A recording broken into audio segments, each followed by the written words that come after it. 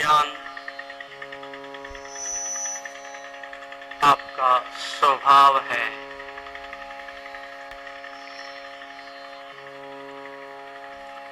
जीवन आपका प्रकाश से भरा हुआ है। जब इस जन्म के साथ पहली किरण इस पृथ्वी पर आलोकित होती है, उस अवस्था में आपके पास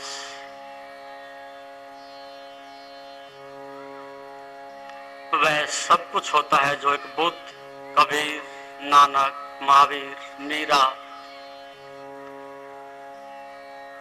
आप सबको वो बराबर बराबर तोल करके वो हीरे और जवाहरात दे करके भेजता है।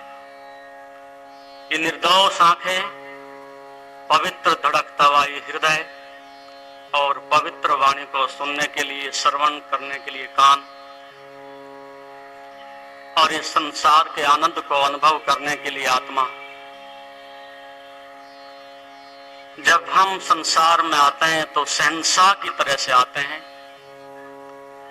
ये नियति का आपके लिए और वरदान है। ये नियति का आपके लिए आशीर्वाद है। उस दृष्टि से हम सब एक रस हैं। उस दृष्टि से सब हम आनंद घन हैं। लेकिन धीरे धीरे आंख देखना बंद कर देती है। धीरे धीरे कान सुनना बंद कर देते हैं। धीरे धीरे हृदय लगभग समाप्त हो जाता है और आत्मा कहाँ है, किस मरुस्थल में, रेगिस्तान में खो गई है, उसका हमें पता ही नहीं चलता। केवल एक क्षण भर के लिए तब पता चलता है कि हम जीवित थे, हमारे पास आत्मा थी, जब संसार से हम अंतिम श्वास के साथ अलविदा कर रहे होते हैं। और अब जब सब कुछ जा चुका है, वापस लौटने के लिए कुछ नहीं बचा है सिवाय एक हारी हुई जिंदगी को, एक ऐसी पराजय को, एक ऐसे दुख और पीड़ा से भरे हृदय को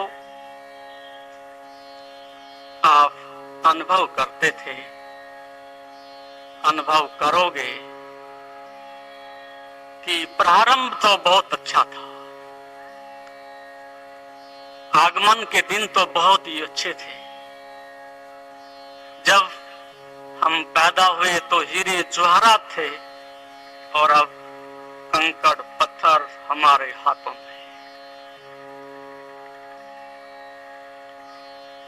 एक हारा हुआ ज्वारी जैसे हाथ छाड़ करके वापस लौट जाता है, लगभग हमारी जिंदगी की नियति भी उसी प्रकार से है।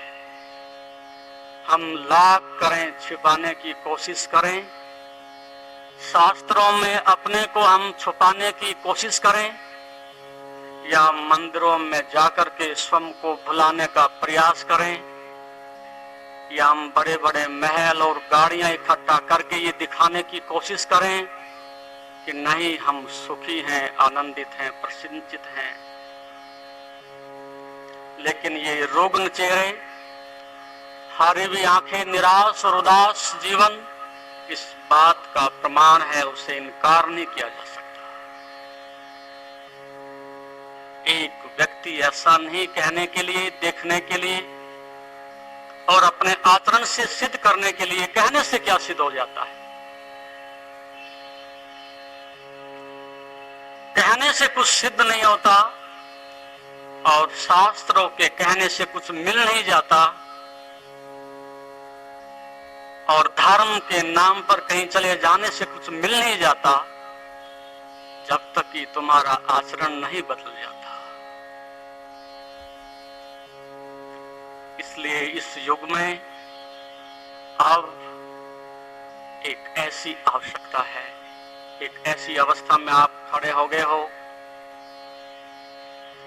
कि उधार धर्म नहीं चाहिए,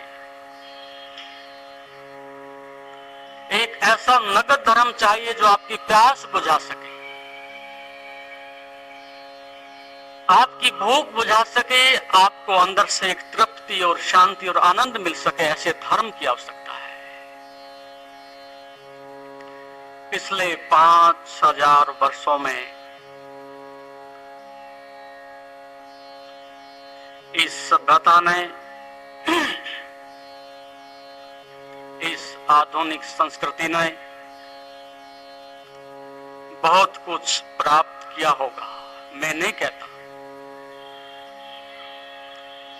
लेकिन जो खोया है उसकी तुलना में, उसकी कीमत में जो आज हमारे हाथ में वो कुछ भी नहीं है। अच्छे से अच्छे मकान हैं जो कभी नहीं हुआ करते थे, इतना धन है जिसकी हम कभी कल्पना नहीं करते थे, इतनी बड़ी टेक्नोलॉजी है जिसके लिए कभी आप विश्वास नहीं कर सकते थे, लेकिन केवल पदार्थ से हम भरे हैं और चेतना से हम खाली हो गए हैं। संसार से हम भरे हैं और परमात्मा से हमारे संबंध टूट गए हैं। दुख के ग्रहण हमारे जीवन में भर गए हैं, लग गए हैं, और आनंद कहां है और शांति कहां है वो कहीं दिखाई नहीं पड़ती। तो क्या आपको इस बात के ऊपर संदेह नहीं आता, अपने तथाकथित धर्म के ऊपर, शास्त्र के ऊपर, संस्कृति के ऊपर, कि हमारी राह ज्यादा से ज्यादा हमें शमशान घाट तक ले जाती है, आनंद तक नहीं ले जाती, स्वर्ग तक नहीं ले जाती, राह ये मोक्ष तक नहीं जाती। हम अधिक से अधिक कब्रिस्तान तक जाने की प्रतीक्षा करते हैं और इससे अधिक कुछ हमारे हाथ नहीं आता। एक असफलता और सफलता हमारे जीवन की कहानी बनकर के रह जाती है। तो क्या मनुष्य का यही धर्म है? क्या मनुष्य की यही उपलब्धि है? नहीं, हमें ठीक इसके विपरीत एक राह तैयार करनी होगी। जैसे विज्ञान पिछले 200 वर्षों में विज्ञान ने, टेक्नोलॉजी ने वो कर दिखाया है जो धर्म ने पिछले 5000 वर्षों में कुछ नहीं किया है।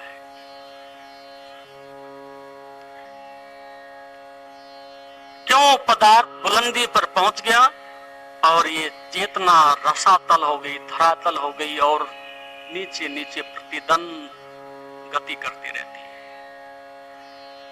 होना ये चाहिए था कि चेतना आपकी शिखर पर हो और पदार्थ आपके पैरों पर हो, लेकिन ठीक विपरीत हुआ।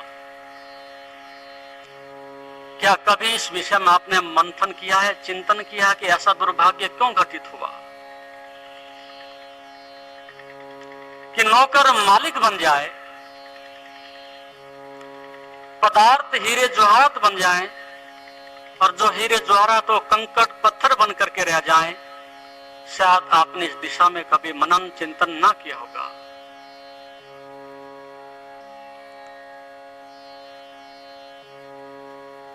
इसके कई कारण हैं जो आपको ठीक से सोच लेने चाहिए, क्योंकि जब तक हमें बीमारी का नहीं पता हो उतने से पहले को चिकित्सा करना बेकार है।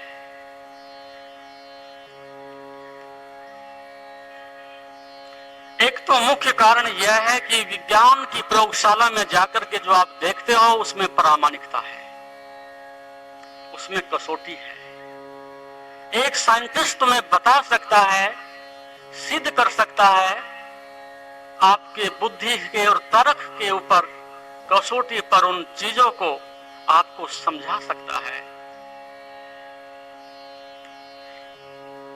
लेकिन धर्म के पास ये आंख नहीं है, तथाकथित धर्म के पास ये समझ नहीं है। धीरे धीरे धर्म से हमारे बच्चों की, युवाओं की, इस पीढ़ी की, संस्कृति की जो मंदिर से, मस्जिद से, गुरुद्वारे से और आदमी से जो बगावत पैदा हो गई है, उसके पीछे यही एक कारण है। किसी शायर ने कहा है कि खुदा के बंदों को देखकर खुदा से मुनकिर हुई है दुनिया। खुदा के बंदों को देखकर खुदा से मुनकिर हुई दुनिया। जिस खुदा के ऐसे बंदे हैं कोई अच्छा खुदा नहीं।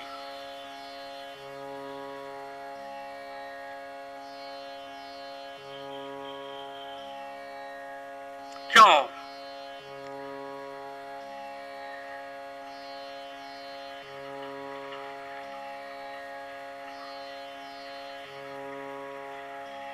क्योंकि धर्म वह नहीं जो तुम्हारी मान्यता है। धर्म वह नहीं जो तुम शास्त्रों में पढ़ लेते हो। वेद पढ़ते हो कि उपनिषद पढ़ते हो, कुरान पढ़ते हो कि बाइबल पढ़ते हो, उससे कोई धर्म का मतलब नहीं। कौन से मंदिर में जाते हो, कौन से देवता को पूजते हो, उससे धर्म का कोई सरोकार नहीं। आप कहां जाते हो उससे कोई मतलब नहीं। आप कहां होते हो ये महत्वपूर्ण होता है। आप क्या सुनते हो यह महत्वपूर्ण नहीं, आप कितना आचरण करते हो यह महत्वपूर्ण है।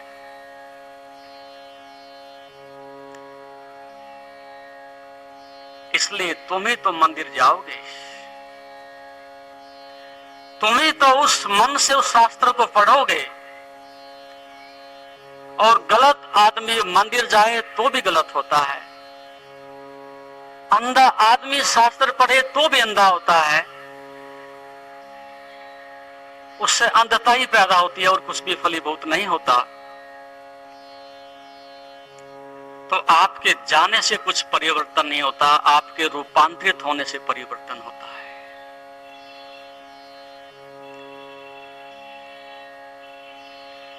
और आज इस प्रकार के धर्म की आवश्यकता है। इन बातों को ठीक से सुनने की कोशिश करना।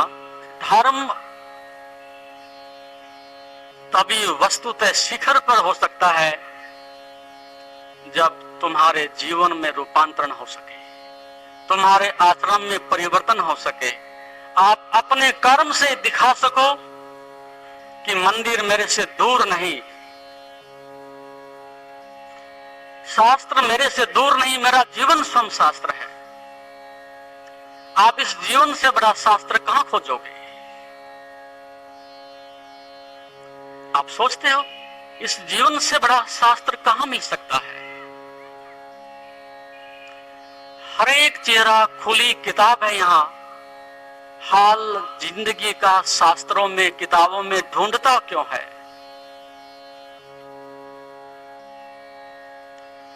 तो एक तो यह है कि हम धोखा देने के लिए धर्म के नाम पर कहीं भी चले जाएं, उससे तुम्हारा अंधकार और बढ़ता है।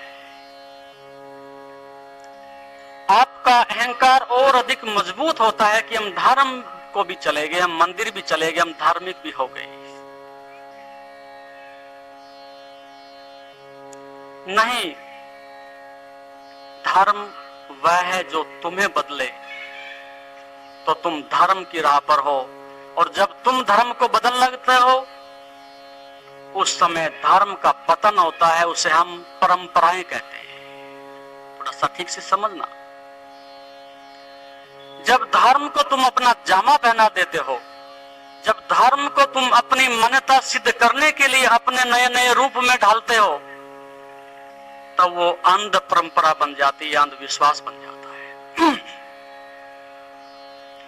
क्या आप देखते नहीं पूरे संसार में लगभग 300 धर्म है आज तथाकथित। एक नहीं, दो नहीं, चार नहीं, 300 धर्म और 3000 संप्रदाय हैं लगभग। और उनके 3000 भगवान, 3000 शास्त्र, 3000 उनकी मान्यता। क्यों ऐसा हुआ?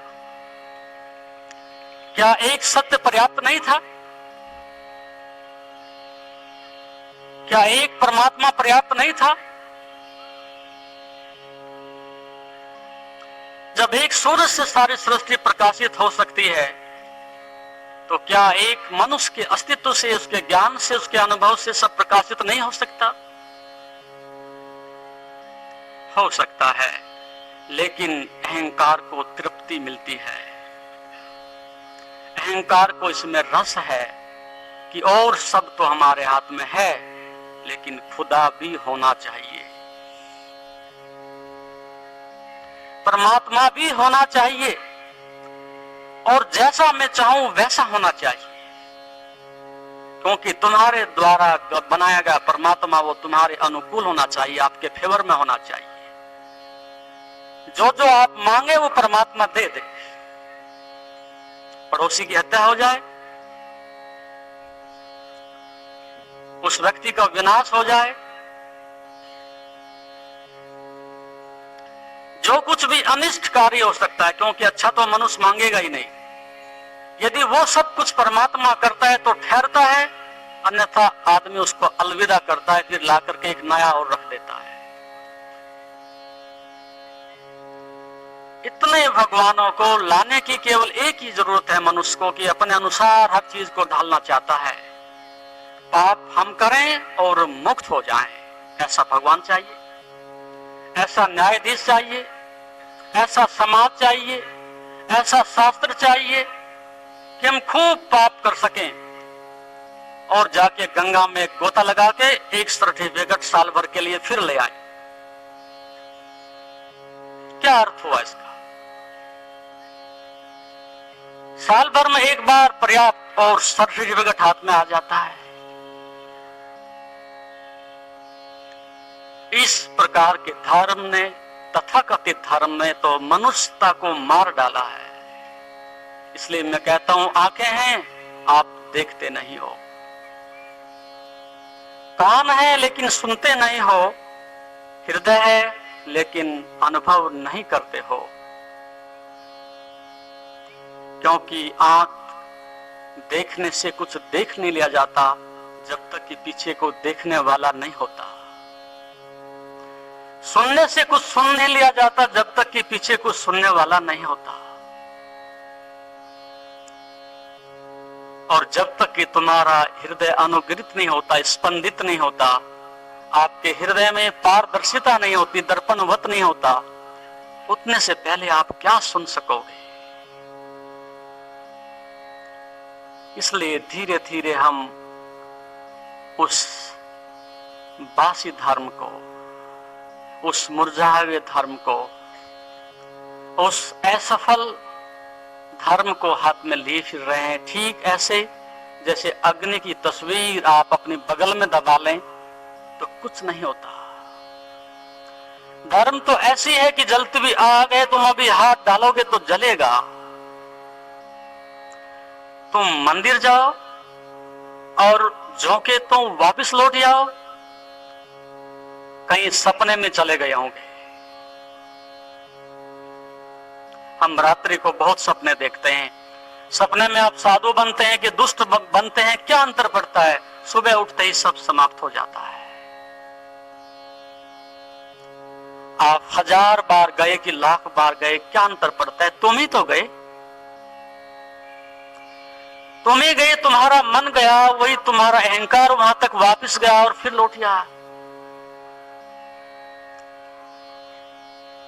और इससे बदतर धर्म की और दुर्दशा नहीं होती। बाजार तो बाजार था, क्षमा के योग है, लेकिन जब मंदिर, मस्जिद, गुरुद्वारे भी दुकान बन जाए फिर वो धर्म नहीं रह जाता। अधिक से अधिक जहां तुम जाते हो मन्नत करने के लिए, उपासना करने के लिए, पूजा करने के लिए, आप ज्यादा से ज्यादा अपने पाप परमात्मा को समर्पित करने के लिए जाते हो।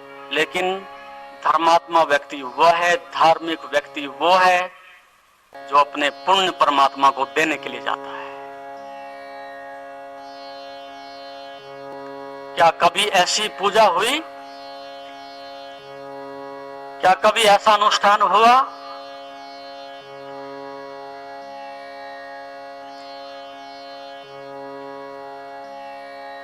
कि हम परमात्मा को केवल जो पुण्य इकट्ठे हो गए हैं और चरणों में जाकर के समर्पित होकर कह दें, प्रभु तेरी कृपा, तेरा प्रसाद, मेरे किए कुछ होत नहीं, सब कुछ आपकी थी और केवल नमन करने के लिए आ गया हूं।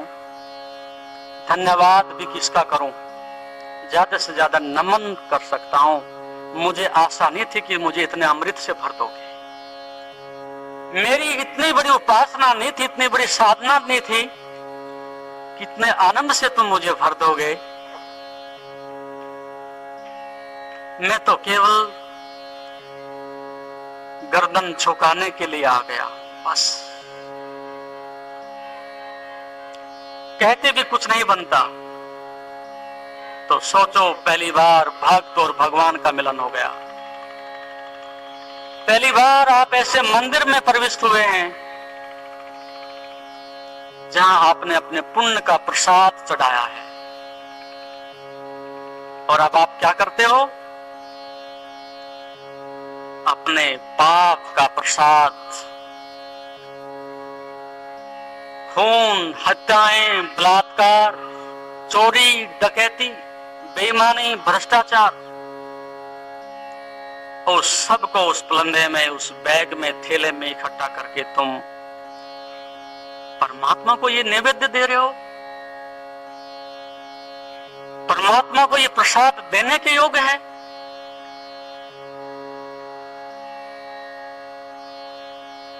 इस मन को लाज आनी चाहिए।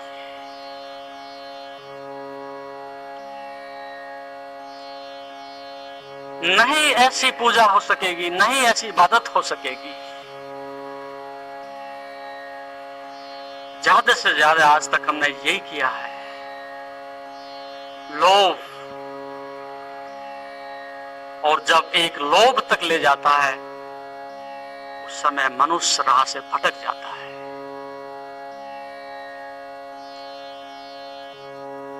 तो मंदिर को तुम खोजने जाओ, इससे पहले पुण्य इकट्ठे कर लेना। इससे पहले कि तुम पुण्य इकट्ठे करो, अपनी समझ को, अपने विवेक को विकसित कर लेना। इससे पहले कि तुम बाहर किसी की उपासना करने जाओ, पहले स्वयं की उपासना कर लेना। पहले स्वयं को थोड़ा सा तराश लेना। और मैं कहता हूं कि कई बार इतिहास में ऐसा होता है, जैसा कि कबीर ने कहा, कबीरा मन निर्मल भयो जैसे गंगा नीर, पाछे पाछे हरि फिरे कहत कबीर कबीर। ऐसा तो बहुत बार होता है कि भक्त मंदिर तक चला जाता है। ऐसा बहुत बार होता है कि आप मंदिर तक चले जाते हो। इसमें कोई बड़ा चमत्कार नहीं, लेकिन एक दिन उपासना करते करते, साधना करते करते, ध्यान करते करते एक ऐसी अवस्था भी आ जाती है कि मंदिर आपके पास तक आ जाए। मंदिर आपके पास तक आ जाए।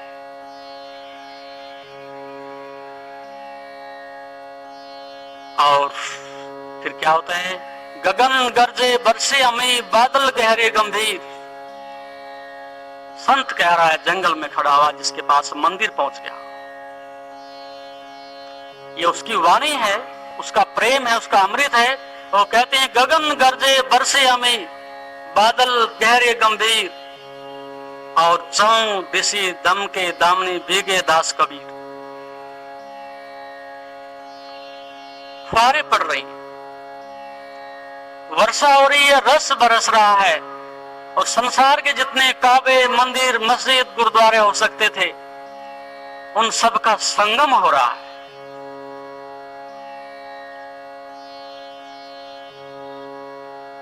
ये तुम्हारी नियति है, ये तुम्हारा स्वभाव है। वो अमृत, वो गगन, वो रस सखने के लिए प्रभु ने आपको यहां भेजा है। आप लंबे समय तक इनकार कर सकते हो, स्थगित करने की कोशिश कर सकते हो,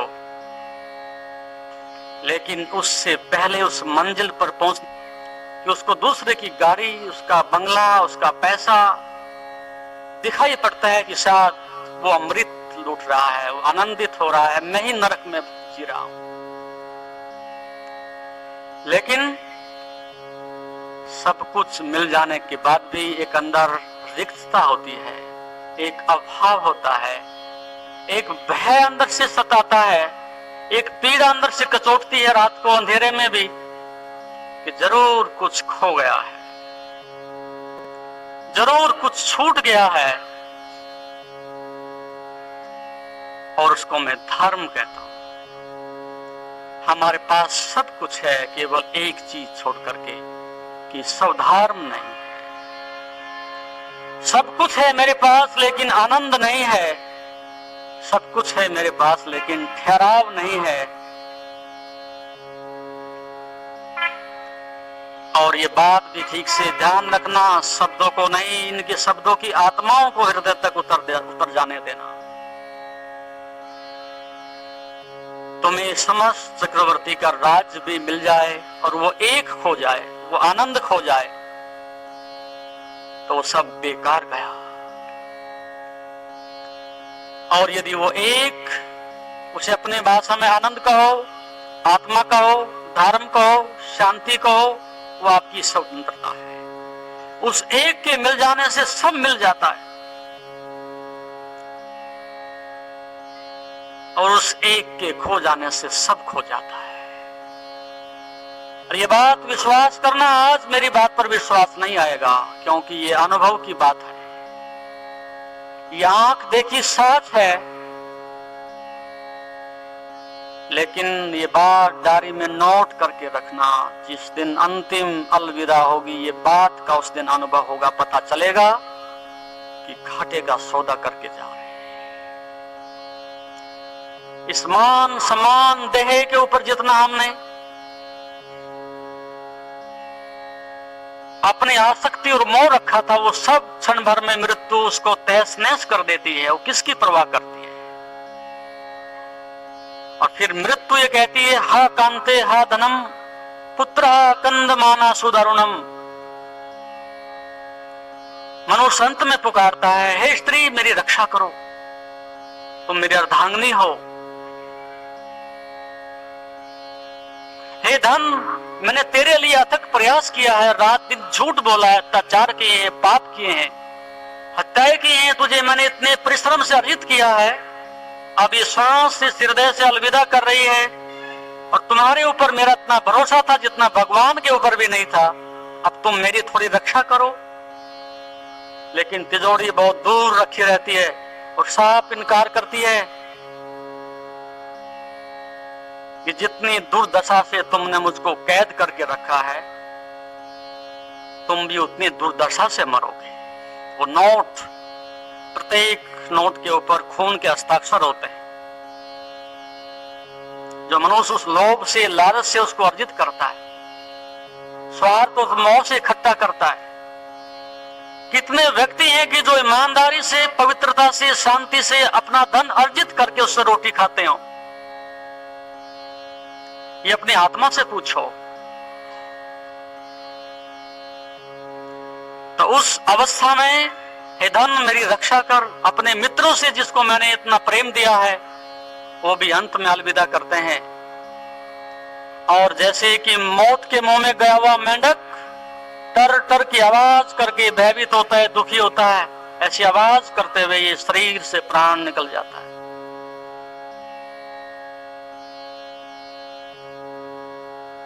क्या यही नियति है? क्या यही आपको स्वीकार्य है?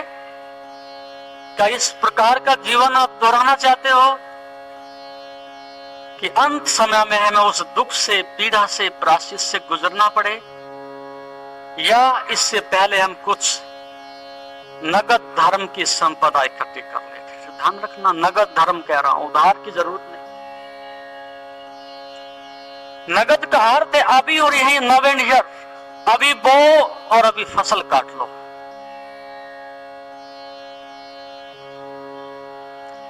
कब मिलता है ऐसा धर्म कि अभी बो अभी फसल?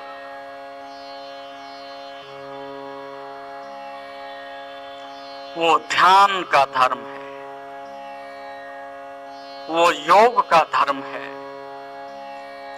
वो उस निष्काम अवस्था का धर्म है जहां 1% भी कोई स्वार्थ नहीं, 1% भी कोई लोभ नहीं। दांव पर लगा सकते थे, लगा दिया। जो दे सकते थे वो दे दिया, इसलिए कि मेरा नहीं था। देने की भावना, उदारता का होना और सेवा करना इतना आसान नहीं है। देने की भावना जिसको दान कहते हो, क्योंकि जो व्यक्ति स्वयं के धन को पा लेता है वही वस्तुतः दानी होता है। देने के लिए पहले को देने वाली आत्मा तो हो, देने से पहले तुम्हारे पास धन तो हो। एक भिखारी व्यक्ति क्या दे सकता है? ज्यादा से ज्यादा दूसरे के हाथ में भिक्षा पात्र देगा। लेकिन अहंकार देने से इनकार करता है, ये बात ध्यान रखना। अहंकार देने से इनकार करता है। एक ही परिभाषा है अहंकार की, जो सदैव एक ही वर्षा रास्ते से बढ़ता है कि और आ जाए, और आ जाए, और आ जाए। जो सब कुछ इकट्ठा करने का प्रयास करता है उसकी पराकाष्ठा का नाम अहंकार है। और एक प्रेम है जहां आदमी सब कुछ लुटाता चला जाता है। तो संसार में दो तरह के मार्ग हैं, दो तरह के व्यक्ति हैं। एक तरह के व्यक्ति जो अहंकार का मार्ग पकड़ते हैं, सब कुछ इकट्ठा करने का प्रयास करते हैं और अंत में अधिक से अधिक नरक निर्मित करते हैं। और एक धर्म का, प्रेम का, करुणा का, ध्यान का मार्ग है जहां मनुष्य उस आनंद को छूता है, उस शिखर को छूता है। एक छोटी सी घटना, रविंद्रनाथ टैगोर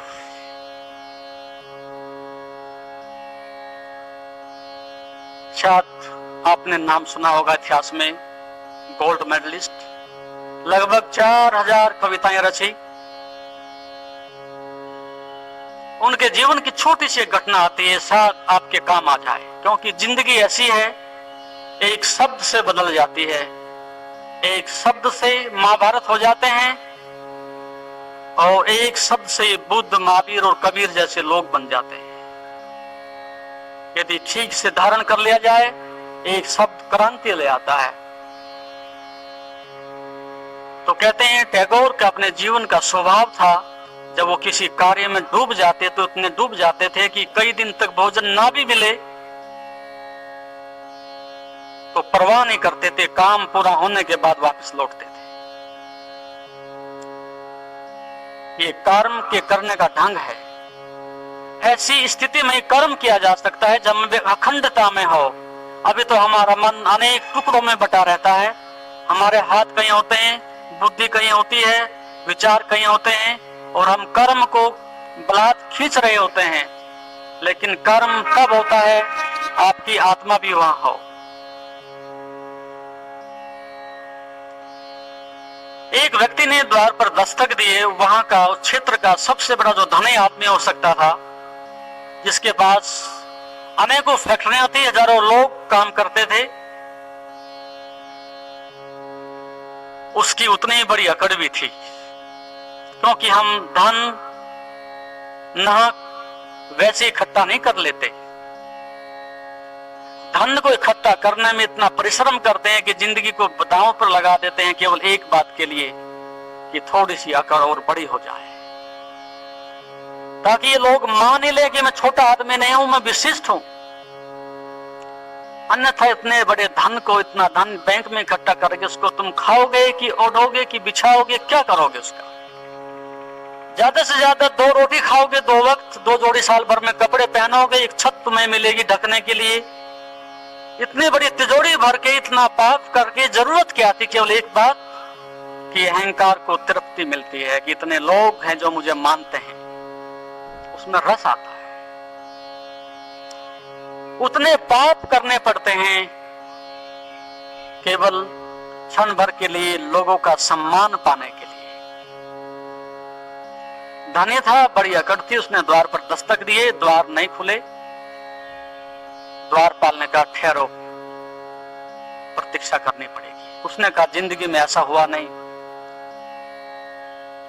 उन्हें कहो तुम्हारा सौभाग्य है, इस नगर का, इस देश का बड़ा धनी तुम्हारे द्वार पर आया, लोग तो मुझे आके सम्मानित करते हैं, फूल मालाएं चढ़ाते हैं, और केवल मैसेज दो वो अपने आप दौड़ करके चले आएंगे। ऐसा कभी कभी घटता है। हम स्वयं उनके द्वार तक पहुंच गए, नहीं तो आना तो इनको चाहिए था। लेकिन जब ये नहीं झुके तो थोड़ा सा मेरे अहंकार को चोट तो लगती है, थोड़ा हम ही झुक जाते हैं। अंदर से समाचार मिले कि वो लगभग 2-3 घंटे के बाद बाहर निकलेंगे, उतने तक प्रतीक्षा कर सकते हैं तो ठहरिएगा, अन्यथा आप जा सकते हैं।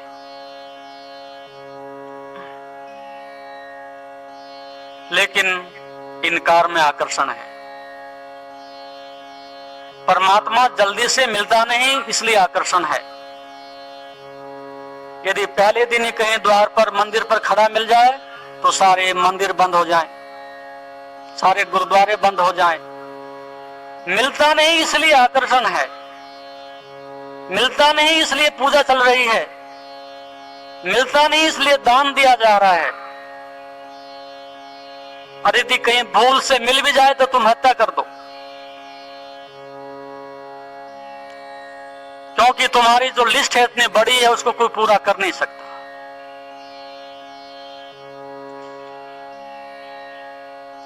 इसलिए अच्छा है परमात्मा मिलता नहीं तो प्रतीक्षा करनी पड़ती है, और प्रतीक्षा करने में कितना कष्ट होता है ये प्रत्येक व्यक्ति जानता है।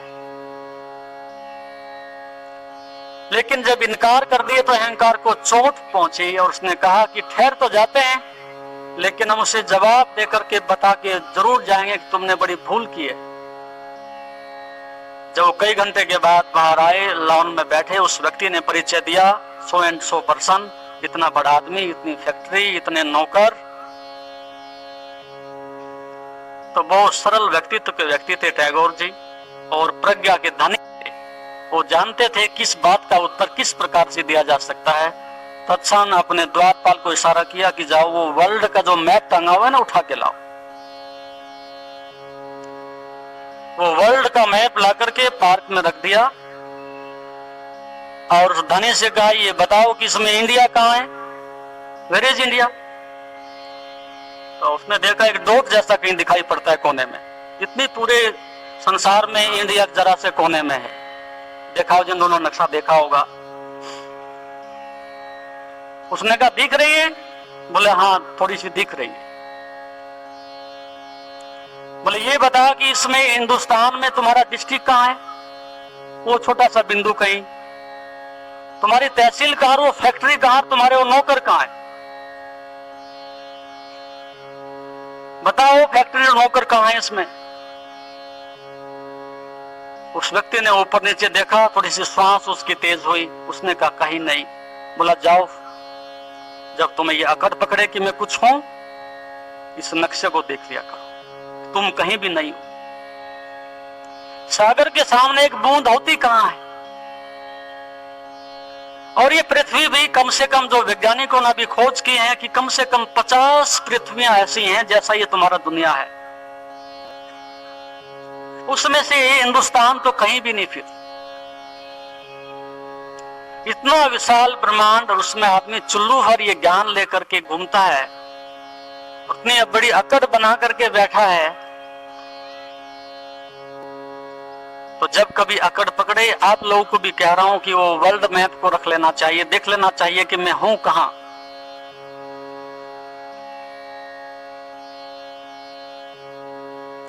कहीं नियम दिखाई पड़ते, लेकिन अहंकार है, उसके पास दिखाने के लिए और कुछ भी नहीं। सपने हैं वो देखे जा सकते हैं, और आप कितनी भी कोशिश करो, अहंकार आज तक मंजिल तक पहुंचा नहीं। न सिकंदर का अहंकार पहुंचता है, न किसी राष्ट्रपति का पहुंचता है, न किसी अमेरिका और जापान का पहुंचता है। एक ही पहचान है अहंकार की, जो मंजिल तक कभी नहीं पहुंचता, और लगता है कि बस मंजिल नजदीक आ गई है। ये एक सबसे बड़ा उसमें आकर्षण है, और दिखाता जरूर है कि मंजिल आ गई, आती कभी नहीं। और एक जगह लिखा है, उस घोड़े से वो गधा अच्छा है जो मंजिल तक ले जाए। वो घोड़ा जो हमें रास्ते में गिरा दे, उससे वो गधा कहीं अच्छा है जो मंजिल तक ले जाए।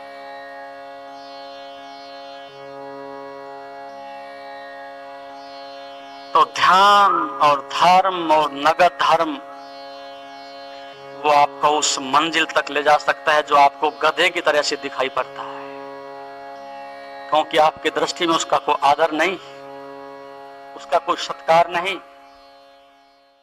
ओम। जैसा कि आप जानते हैं, शरीर को स्वस्थ और मन को शांत बनाने के लिए योग ही एकमात्र साधन है।